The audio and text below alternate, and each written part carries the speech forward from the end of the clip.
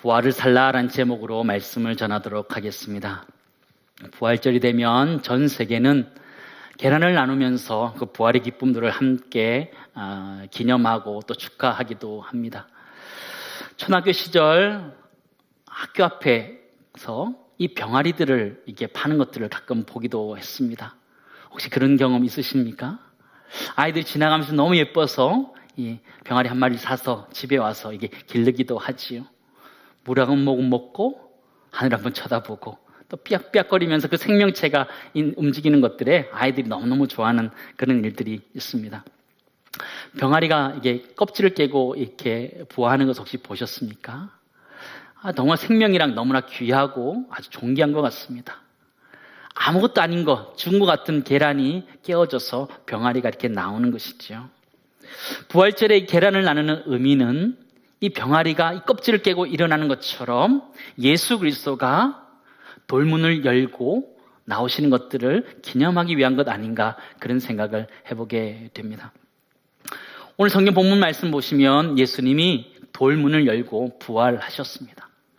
막달라 마리아와 다른 마리아가 새벽 미명에 이 무덤을 찾아가게 되는데 빈 무덤만 보게 됩니다. 그곳에서 주의 천사가 빨리 제자들에게 가서 갈릴리로 가서 부활하신 주님을 보라고 전하라는 그런 명령을 하게 되지요.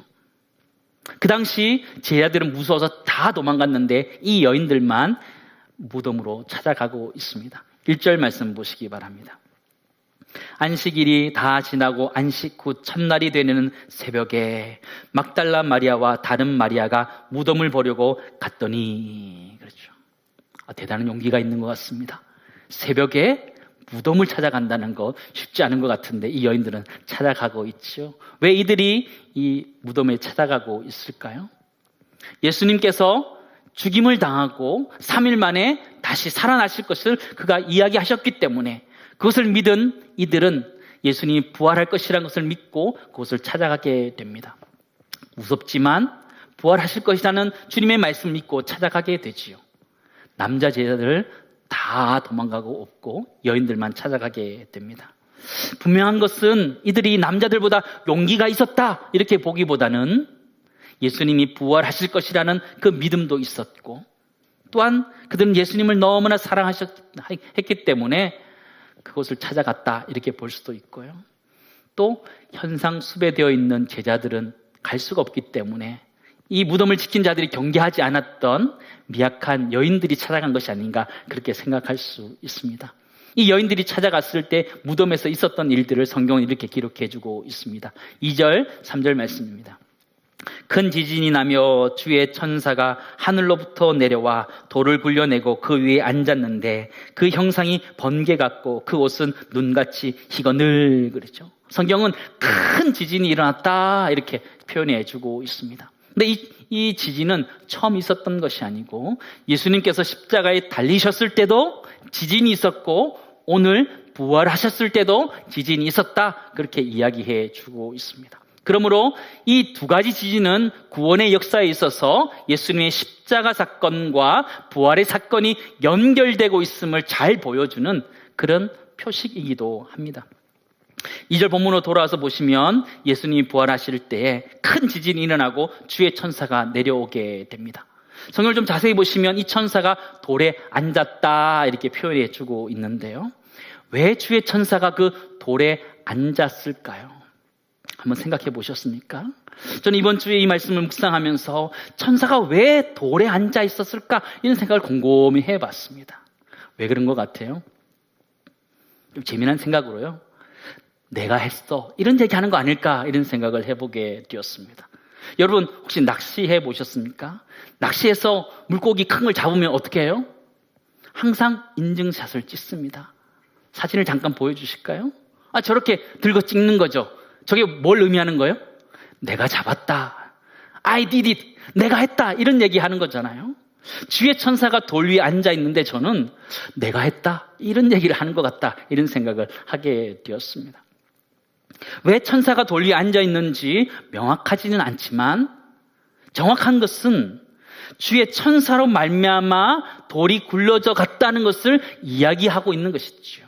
그냥 자연스럽게 지진이 일어나서 돌이 그냥 굴러간 자연현상이 아니라 주의 천사가 나타남으로 인하여 돌문이 열려진 그로 말미암은 하나님의 섭리, 초자연적인 하나님의 섭리라는 것을 이야기하고 있음을 우리는 알게 됩니다. 주의 천사의 모습을 한번 보시기 바랍니다. 3절에 보면 그 형상이 번개 같고 그 옷은 눈같이 희었다 이렇게 표현해 주고 있는데요. 다니엘서 10장 6절의 말씀을 가져온 것 같아요. 그 말씀 보시면 그의 얼굴은 번개빛 같고 그의 눈은 횃불 같고 그랬죠. 딱 봐도 주의 천사는 거예요. 누가 봐도 주의 천사가 나타나신 거죠. 근데 그 모습이 예수님께서 변화되었던 그 모습과 너무나 닮아 있음을 우리는 보게 됩니다. 마태복음 17장 2절 말씀 보시기 바랍니다. 그들 앞에서 변형되사 그 얼굴이 해같이 빛나며 옷이 빛과 같이 희어졌더라. 예수님의 그 변화산 사건과 지금의 부활에 나타났던 주의 천사의 모습이 굉장히 닮아 있음을 우리는 보게 되지요. 예수님이 부활하셨던 그 모습과 또 나타났던 주의 천사의 모습, 또 예수님께서 변화산상에서 보였던 그 모습이 그냥 일맥상통하게 보여주고 있는 것을 우리는 보게 되죠. 부활의 전조로서 일맥상통하고 있는 것을 우리는 보게 됩니다. 거기에 반해서 무덤을 지켰던 병사들의 모습을 한번 보시기 바랍니다. 무덤을 지켰던 병사들은 어떻을 것 같아요? 듬직하고 큰 사람들, 아주 힘 있는 사람들이 그 무덤을 지키지 않았을까요? 그런데 오늘 말씀 보시기 바랍니다. 4절 말씀 보시기 바랍니다. 지키던 자들이 그를 무서워하여 떨며 죽은 사람같이 되었더라. 무덤을 지키던 그 군인들, 아주 강한 군인들이 벌벌벌 떨고 있는 모습을 보이고 있습니다. 지진이 일어났을 때 그들의 마음도 떨고 있었음을 성경 우리들에게 그대로 보여주고 있지요. 이 모습은 굉장히 재미있는 모습입니다. 죽었던 예수님은 살아나시고 살아서 예수님을 지켰던 그들은 도리어 죽은 사람과 같이 되었던 역설적인 승리하신 예수님의 모습을 너무나 잘 보여주고 있기 때문입니다. 저는 이 본문 말씀을 준비하고 또 설교 준비를 하면서 왜 돌을 옮기셨을까 이런 생각을 하게 되었습니다. 너무 쉬운 질문이죠. 왜 주의 천사가 돌을 옮기셨을까요? 우리는 쉽게 예수님께서 나오도록 하기 위해서 그랬다 이렇게 생각할 수 있지요. 그럼 반대로 만약 돌문이 막혔다면 예수님이 부활하지 못하셨을까요? 요한복음 11장 말씀 보시면 나사로가 죽어서 돌문 안에 시신이 있었던 적이 있습니다. 누이 마르다가 간청해서 예수님께서 여기 계셨으면 그가 죽지 않았겠다 이렇게 이야기할 때에 예수님께서 너의 오라버니가 살 것이다 이렇게 말해 주지요. 그리고는 주님께서는 사람들에게 돌문을 옮기라 이렇게 이야기합니다. 그러고 난 다음에 주님께서 나사로야 나오라 말씀하셨을 때 나사로가 수족이 동인 채 이렇게 나오게 되는 것을 성경은 가르쳐 주고 있죠. 돌문이 옮겨졌을 때 나사로가 나왔던 것처럼 예수님을 가뒀던 그 돌문이 옮겨졌을 때 예수님이 나올 수밖에 없었을까요? 예수님이 나오시기 위해 돌문이 옮겨져야 됐을까요? 그건 아닌 것 같아요. 요한복음 20장 말씀 보시면 예수님께서는 벌벌 떨고 있는 제자들, 문을 걸어 잠그고 숨어 있는 그 제자들에게 그냥 나타나셨습니다. 부활의 몸을 보여주시면서 그들에게 나타나신 적이 있죠. 그렇다면 돌을 옮기신 이유는 예수님이 부활하기 위해서 돌을 옮기신 것이 아니라는 것이에요. 예수님이 돌을 옮기신 이유는 누구를 위한 것일까요? 바로 오늘 성경에 등장하는 이 여인들 때문에 돌을 옮기셨다는 거예요. 우리들 때문에 돌을 옮기셨다는 거예요. 빈 무덤을 보여주시기 위해 돌을 옮기셨다는 것을 우리는 알 필요가 있습니다. 빈 무덤 가운데 천사들이 여자들에게 이렇게 이야기합니다. 보라 이렇게 이야기합니다. 5절 6절 말씀 보시기 바랍니다. 천사가 여자들에게 말하여 이르되 너희는 무서워하지 말라. 십자가에 못 박히신 예수를 너희가 찾는 줄을 내가 아노라. 그가 여기 계시지 않고 그가 말씀하시던 대로 살아나셨느니라. 와서 그가 누우셨던 것을 보라. 천사들은 예수님이 부활하신 것을 이 여인들에게 이야기해 줍니다. 이들이 십자가에 못 박힌 예수를 찾는다는 것을 알고 가르쳐 주죠. 예수님이 말씀하신 것처럼 부활하셔서 그가 가셨다. 제자들에 가서 빨리 갈릴리로 가서 부활하신 예수님을 만나라라고 그런 이야기를 하게 됩니다. 그러면서 와서 그가 누우셨던 것을 보라 이렇게 이야기하고 있는 것이죠. 돌을 옮기신 이유는 바로 이 여인들 때문에, 이 여인들이 빈 무덤을 보고 부활의 증인으로 살기 위해서 돌을 옮기셨다는 것을 우리는 알게 됩니다. 첫 번째 우리가 깨닫기 원하는 것은요, 예수님은 여인들을 부활의 증인으로 부르고 계시다라는 것이에요. 그게 뭐 대수로운 것인가 이렇게 생각할 수 있죠. 그러나 그 당시 여인들의 사회적 지위를 생각하면 굉장히 놀라운 사건이 아닐 수 없습니다. 사람들을 숫자를 셀 때 여인들이 들어가지도 않았지요. 투표 어림도 없는 일이죠. 그럼에도 불구하고 이 여인들을 부활의 증인으로 주님이 삼으셨다는 것은 굉장히 놀라운 일이라는 것이죠. 부활의 증인으로 있는 막달라 마리아를 한번 생각해 보시기 바랍니다. 이 사람은 누가복음 8장에 보면 7 귀신 들렸던 사람이었습니다. 여인이었고 7 귀신 들렸던 이 여인이 부활의 증인으로 지금 택함받아서 그 일을 감당하게 되었다라는 것이죠. 놀라운 은혜가 아닐 수 없는 것이죠. 낮고 천한 이에게 부활의 증인으로 사명을 치고 있음을 우리는 보게 되지요. 예수님이 태어날 때도 마찬가지였습니다. 대제사장과 서기관들과 바리새인들에게 예수님이 태어난 것을 알리셨던 것이 아니고 일개 목동에게 그것을 알려주셨죠. 누가복음 2장 10절 말씀 보시기 바랍니다. 천사가 이르되 무서워하지 말라. 보라, 내가 온 백성에 미칠 큰 기쁨의 좋은 소식을 너에게 전하노라. 이 소식을 전한 목자들에게 말씀해 주셨습니다. 사랑하는 성도 여러분, 우리는 어떤 인생을 살아가고 있으십니까? 다른 사람의 영향력을 끼칠 수 없는 나 하나의 인생으로 족한 인생을 살아가고 있지는 않으십니까? 이 막달라 마리아 이 여인처럼 참 병약하고 나약하고 또 누추하고 천한 모습이 우리의 모습은 아닌가요? 그런데 주님은 이 여인에게 부활의 증인이 되라고 말씀하고 있는 것처럼 우리 모두가 부활의 증인이 될 수 있기를 간절히 소망합니다. 돌을 옮기신 이유는 이 여인 때문에, 우리 때문에 돌을 옮기신 것이라는 것을 잊지 않기를 간절히 소망합니다. 이 소명을 가진 이 여인들은 이제 제자들을 향해서 열심히 달려가게 됩니다. 8절, 9절 말씀 보시기 바랍니다. 그 여자들이 무서움과 큰 기쁨으로 빨리 무덤을 떠나 제자들에게 알리려고 다름질할세 예수께서 그들을 만나 이르시되 평안하냐 하시거늘 여자들이 나아가 그 발을 붙잡고 경배하니. 그죠? 여자들이 무서움과 큰 두려움으로 무덤을 떠나서 제자들에게 다름박질하였다 이렇게 표현해 주고 있죠. 그렇게 그들이 열심히 달려간 이유가 뭘까요? 7절 말씀 보시면 주의 천사가 빨리 제자들에게 알려주라고 했기 때문에 빨리 달려가고 있는 모습을 보여주고 있지요. 성경 그들이 열심히 달리고 있는 모습을 우리에게 그려주고 있습니다. 한번 상상해 보셨으면 좋겠습니다. 이 여인의 모습들.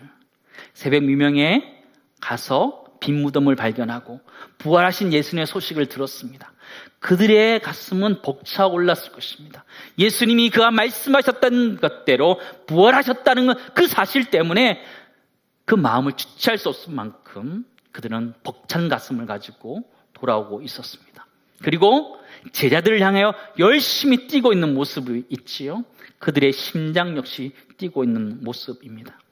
저는 이 모습이 부활의 기쁨을 생동감 있게 증거하고 있는 모습이다 이렇게 보여집니다.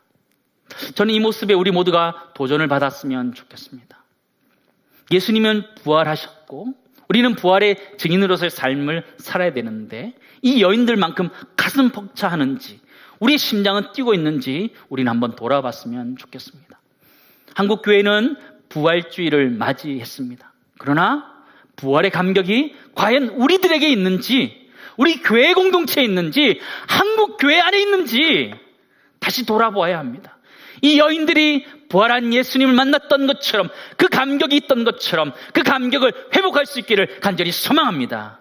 그리고 그들이 부활의 증인으로서 열심히 뛰었던 것처럼 부활의 증인의 삶을 살기 위해서 우리의 심장도 뛸 수 있기를 간절히 소망합니다. 이 여인들은 열심히 뛰어갑니다. 그때 주님이 이 여인들을 만나 주십니다. 성경 보시면 읽어보면 이 여인들이 참 열심히 뛰어가서 주님을 이렇게 초월한 것 같이 보여집니다. 그런데 오늘 성경 말씀 자세히 보시면 예수님이 이 여인들을 만났다 이렇게 표현해 주고 있습니다. 주님이 이 여인들을 만나 주신 것이죠. 이들이 열심히 뛰어갈 때 주님이 발걸음을 천천히 가시면서 이 여인들을 만나 주시는 것이죠. 뭐라고 하셨을 것 같아요? 여러분이라면 뭐라고 하실 것 같아요? 빨리 뛰어, 빨리 뛰어, 열심히 뛰어야지. 그러지 않으실까요? 그런데 주님은 이 여인에게 평안하냐 이렇게 물어보시는 거예요. 평안하냐? 숨을 헐떡이고 있는 그들에게 평안하냐 이렇게 물어보시는 것이죠. 이 말씀에 우리가 좀 주목했으면 좋겠습니다. 우리도 참 어려운 시기를 지금 살아가고 있습니다. 코로나19 때문에 숨지기면서 살아가고 있고 참 이게 사는 건가 이렇게 싶을 만큼 어려운 가운데 살아가고 있지요. 국민일보에 이런 이야기가 좀 실렸었는데요. 상담사들에게 이렇게 물어봤습니다. 코로나 블루를 대처하는 일반적인 방법을 좀 제시해달라 이렇게 얘기하니까요. 두 분의 전문가가 이렇게 얘기했어요. 몸은 괜찮으세요? 라고 서로 안부를 묻는 거 그거 굉장히 중요하다 이렇게 얘기하는 거예요. 이번 한 주 지내면서 우리 주변 사람에게 이렇게 물어보셨으면 좋겠어요. 몸은 괜찮으시냐고 이렇게 물어보셨으면 참 좋겠어요. 저는 이번 주 설교 말씀을 준비하는데 평안하냐 이 주님의 음성이 저에게 괜찮냐 물어보시는 것 같은 거예요. 괜찮냐 물어보시는 것 같아요. 안 괜찮아요. 뭐가 괜찮아요? 예배도 제대로 못 드리고 훈련도 제대로 못하고 한국교회도 제대로 못 섬기는데 뭐가 괜찮겠어요? 그런데 주님 우리에게 괜찮냐 물어보시는 거예요. 사랑하는 성도 여러분, 주님이 우리에게 물어보시는 거예요. 너 괜찮냐 물어보시는 거예요. 코로나19 때문에 많이 힘들지? 너 괜찮냐? 그럼에도 불구하고 그리스도인을 살기 원하는 너 괜찮냐 물어보시는 것이죠. 괜찮냐? 주님 우리에게 물어보시는 거예요. 평안하냐? 저는 이것이 주님의 질문이 아니다라는 것을 알게 됩니다. 평안하냐? 이 얘기는 주님이 너 평안히 잘 지내고 있냐 이런 얘기를 물어보는 게 아니에요, 사실은. 평안하냐? 이 얘기는 주님이 평안을 주시겠다 하시는 말씀인 거죠. 아멘. 요한복음 14장 27절 말씀 보시기 바랍니다. 평안을 너에게 끼치노니 곧 나의 평안을 너에게 주노라. 내가 너에게 주는 것은 세상이 주는 것과 같지 아니하리라. 너희는 마음에 근심하지도 말고 두려워하지도 말라. 아멘. 주님이 이 여인들을 찾아와서 주님이 평안하냐 말씀하시며 그들에게 평안을 주셨던 것처럼 코로나19 때문에 불안해하고 힘들어하고 우리 사회에 여러 가지 어려움들이 우리에게 있다 할지라도 주님이 우리에게 주님이 주시는 평강이 임하실 줄 믿습니다. 부활하신 주님이 이 여인들을 찾아왔던 것처럼 우리에게 평강의 왕으로 찾아오셔서 우리를 평온케 하시는 것 주님을 우리 모두가 만날 수 있기를 간절히 소망합니다. 그래서 우리 두 번째 정리하기 원하는 것은요, 예수님께서는 세상이 줄 수 없는 평안을 우리에게 주신다라는 거예요. 불안하고 두려운 것들 많이 있었지만 이번 한 주간 주님의 음성을 좀 들으셨으면 좋겠어요. 너 괜찮냐 말씀하시는 그 음성, 내가 너에게 평안을 준다 그 말씀을 가지고 평안함들을 주님이 줄 수 있는, 세상이 줄 수 없는 그 평안을 받아 누리는 우리 모두가 되기를 간절히 소망합니다. 주님께서 이 여인에게 빨리 제자들에 가서 갈릴리로 오라고 이야기하라 이렇게 이야기를 전하게 됩니다. 저는 좀 짓궂은 생각이 하나 들었습니다. 하나 질문을 좀 던져보기 원하는데요. 주님이 뛰어가는 게 빠를까요? 여인들이 뛰어가는 게 빠를까요? 여인들이 뛰어가는 것보다 주님이 뛰어가는 게 훨씬 빠르겠죠? 근데 주님이 이 여인들에게 빨리 가서 갈릴리 오라고 이야기하는 것이 왜 그러셨을까요? 끝까지 그 부활의 증인의 사명을 감당하라는 거예요. 빈 무덤을 본 것들, 또 네가 경험한 것들, 주의 천사를 만나고 그가 했던 이야기들, 그 장면들을 그대로 그들에게 전해주라. 그 사명을 감당하라고, 끝까지 감당하라고 하시는 주님의 말씀이 아닌가, 그런 생각을 해보게 되었습니다. 주님이 제자들을 갈릴리로 부르고 계십니다. 10절 말씀 보시기 바랍니다. 같이 한번 읽겠습니다. 이에 예수께서 이르시되 무서워하지 말라. 가서 내 형제들에게 갈릴리로 가라 하라. 거기서 나를 보리라 하시니라. 제자들에게 갈릴리로 가라, 그렇게 이야기하지요. 갈릴리는 어떤 곳인가요? 제자들에게 있어서 갈릴리는 어떠한 곳일까요? 그곳은 제자들이 물고기를 잡던 곳이었습니다. 그리고 물고기를 잡던 그곳에서 주님께서 부르셔서 사람 낚는 어부가 되었던 곳이라는 것을 우리는 잘 알고 있지요. 마태복음 4장 18절에서 20절 말씀 보시기 바랍니다. 갈릴리 해변에 다니시다가 두 형제 곧 베드로라 하는 시몬과 그 형제 안드레가 바다에 그물을 던지는 것을 보시니 그들은 어부라. 말씀하시되 나를 따라오라. 내가 너희를 사람을 낚는 어부가 되게 하리라 하시니 그들이 곧 그물을 버려두고 예수를 따르니라. 예수님은 다시 제자들을 갈릴리로 불러 모으고 있으시죠. 예수님이 십자가에 못 박히셨을 때 다 흩어졌던 그 제자들, 꽁꽁 숨어있던 제자들을 다시 갈릴리로 부르고 있는 모습을 우리는 보게 됩니다. 사랑하는 성도 여러분, 우리는 갈릴리로 가야 합니다. 갈릴리는 어떠한 자리입니까? 하나님이 우리를 부르신 부르심의 자리로 다시 나아가야 합니다. 십자가에 못 박혔을 때 제자들이 뿔뿔이 흩어졌던 것처럼 우리 코로나19 때문에 육신적으로 우리가 뿔뿔이 흩어져 있을 수밖에 없습니다. 그러나 우리의 몸이 흩어진 것 이상 우리의 신앙이 지금 산산조각 나 있지는 않은지 돌아보아야 합니다. 내 신앙이 지금 제대로 서 있는지 돌아보아야 한다는 것이죠. 에스겔서에 나오는 것처럼 마른 뼈가 수북하게 쌓여있는 것처럼 우리의 신앙이 지금 죽어서 넘어져 있고 끊어져 있는 것이 아닌가, 우린 돌아보기를 소망합니다. 에스겔 37장 말씀 보시면 이 에스겔 선지자가 이 뼈들에게 대언합니다. 내가 생기를 너희에게 들어가게 하리니 너희가 살아나리라. 아멘. 그때 생기가 그들을 살려내게 되지요. 그때 이 뼈들이 연결되어지고 살아나게 됩니다. 우리 한국 교회 안에 이 역사가 다시 일어나기를 간절히 소망합니다. 우리 각자의 갈릴리는 어디 있습니까? 우리의 부르심의 갈릴리는 어디 있습니까? 하나님을 깊이 만났던 그 자리를 다시 회복하셔야 합니다. 내가 하나님을 깊이 기도했던 그 기도의 자리를 회복해야 되고, 하나님의 말씀을 묵상하면서 큐대했던 그 자리를 다시 회복해야 되는 것이죠. 주님 우리를 다시 갈릴리로 오라 말씀하시면서 주님 거기서 우리를 기다리고 계시는 것입니다. 주님은 우리에게 다시 한번 사람 낚는 어부로서의 사명을 감당하라 말씀하고 있는 것입니다. 여기서 마지막 깨달을 수 있는 것은요, 우리는 사람 낚는 어부로 부름받은 갈릴리로 가야 한다는 것이죠. 왜요? 부활하신 주님이 거기서 기다리고 계시기 때문에. 왜요? 사람 낚는 어부로서의 사명이 우리에게 있기 때문에 주님 거기서 우리를 기다리고 계시는 거죠. 우리가 말씀의 자리, 기도의 자리를 다시 회복하여서 우리에게 주신 소명들을 회복할 수 있는 우리 모두가 되기를 간절히 소망합니다. 부활하신 주님이 어디서 기다리고 계세요?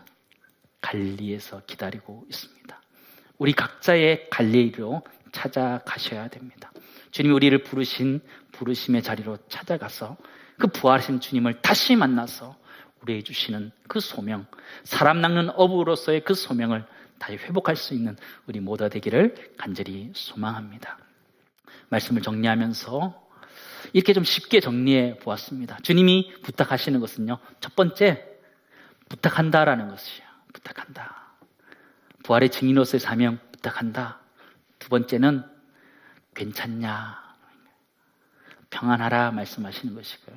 세 번째는 다시 시작하자 말씀하시는 거예요.